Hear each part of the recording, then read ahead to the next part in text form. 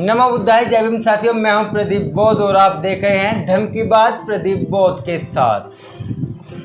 काफ़ी लोगों ने कहा कि भंते जी के जीवन के बारे में आप थोड़ा सा बताइए, इसलिए आज हम भंते जी के जीवन के बारे में जानने के लिए आज आए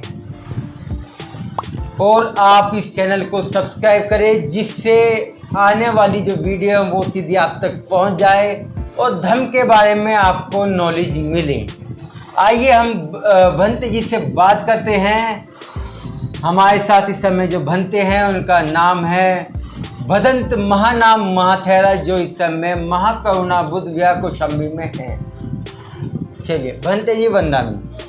भंते जी काफ़ी सारे बुद्ध विहारों में ये देखा जा रहा है, हम देखते भी हैं कि भिक्षु जो लोग हैं वो भिक्षाटन पे नहीं जा पाते और वो अपने ही बुद्ध विहारों में खाना बनाते हैं। और कुछ भी बुद्ध विहारों में ये भी देखा गया है कि जो अनुयायी हैं, जो बुद्ध के अनुयायी हैं, वो लोग क्या करते हैं कि बाहर से कच्चा खाना लेके आते हैं, जैसे दाल चावल चीनी ये सारी चीज़ें लेके आते हैं और भंते जी को समर्पित कर देते हैं। भंते जी आप बनाइए और खाइए।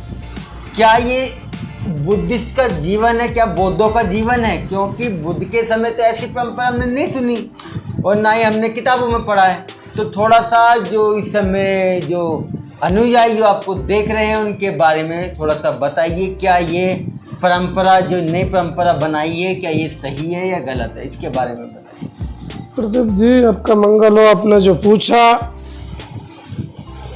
महाकाल तथागत भगवान बुद्ध के काल में जब वे स्वयं इस संसार में शरीर रूप से थे और उन्होंने जो व्यवस्था बनाई, बुद्ध ने कोई बुद्ध विहार नहीं बनाया। तथागत बुद्ध के जीवन काल में बड़े बड़े विहार बने, जैसे अनाथ पिंगट में जैतवन बुद्ध विहार बनाया और आज जो साकेत है वहाँ बुद्ध विहार जो था उसको राजा प्रसेनजित विशाखा माता ने बनाया। तो इस प्रकार बहुत सारे बुद्ध विहार थे और बुद्ध काल की जो परंपरा है सारे के सारे भिक्षु भिक्षाटन पे आधारित थे। और आज भी थाईलैंड में वगैरह में देखेंगे तो आज भी बुद्ध विहार से भंते लोग भिक्षाटन करने जाते हैं। लेकिन हर बुद्ध विहारों में भोजन की व्यवस्था के लिए जो सिलेंडर वगैरह है या राशन है उपासक देते हैं।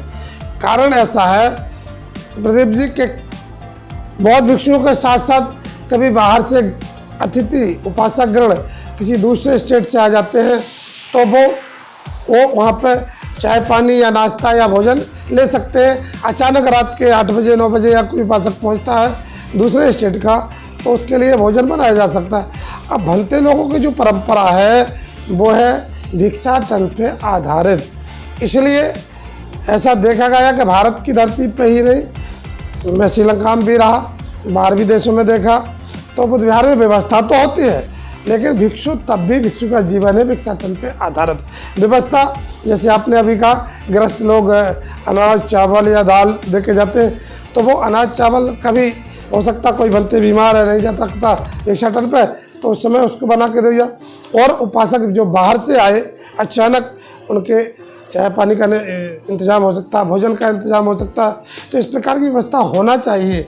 लेकिन परमानेंटली आज की स्थिति में ये देखा गया है अधिकतर बौद्ध विहार में भिक्षु भिक्षाटन करते ही नहीं, वो केवल बुद्ध विहार में भोजन बना के आराम से बुद्ध विहार में रहते हैं। जबकि ये होना चाहिए, व्यवस्था होना चाहिए बुद्ध विहार में, लेकिन भिक्षु का काम भिक्षाटन। मैं अपनी बात कर रहा हूँ, शंगाराम बुद्ध विहार पर रहते हुए 2003 से लेकर 2015 तक भिक्षाटन किया।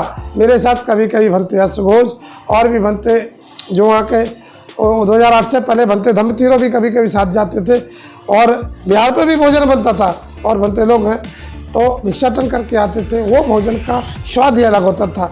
मैं चाहूँगा मैं भी उस काम को शुरू करूँगा, लेकिन व्यवस्था बुद्ध विहार में भोजन के लिए, क्योंकि चाय पानी के लिए या भोजन के लिए बाहर से जो लोग आते उनके लिए व्यवस्था तो होना चाहिए।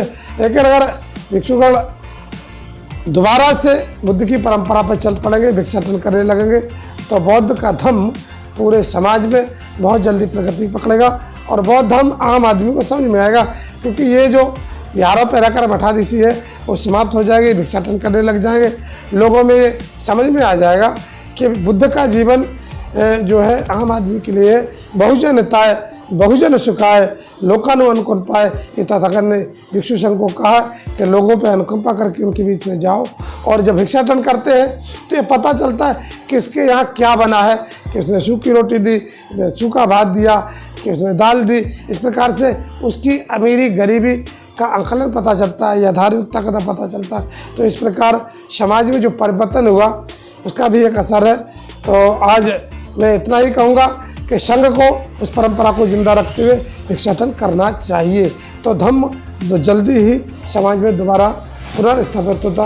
इन्हीं शब्दों के साथ आप सब लोगों का मंगल हो, जिनने सुना उन सबका कल्याण हो। भवतु सब मंगलं रक्षन्तु सब देवता सब बुद्धानो सब धम्मानो सब संघानुभावेन सदा स्वस्ति भवन्तु ते सुखी हो मंगल हो कल्याण हो।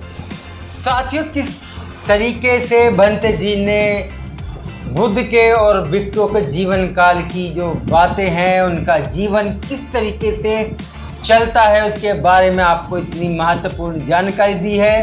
तो मैं चाहूँगा कि आप भिक्षुओं के पास जाएं, उनसे बातें करें, उनसे ध्यान की उनकी जो विचारधारा है उनसे जुड़ें, जिससे पता चल सके कि आखिर धम्म क्या है, उनका जीवन किस तरीके से चलता है, उसमें उनका क्या अहम योगदान है। ऐसी और वीडियो को देखने के लिए हमारे चैनल को सब्सक्राइब करें, शेयर करें इस वीडियो को ज़्यादा से ज़्यादा। नमो बुद्धाय, जय भीम।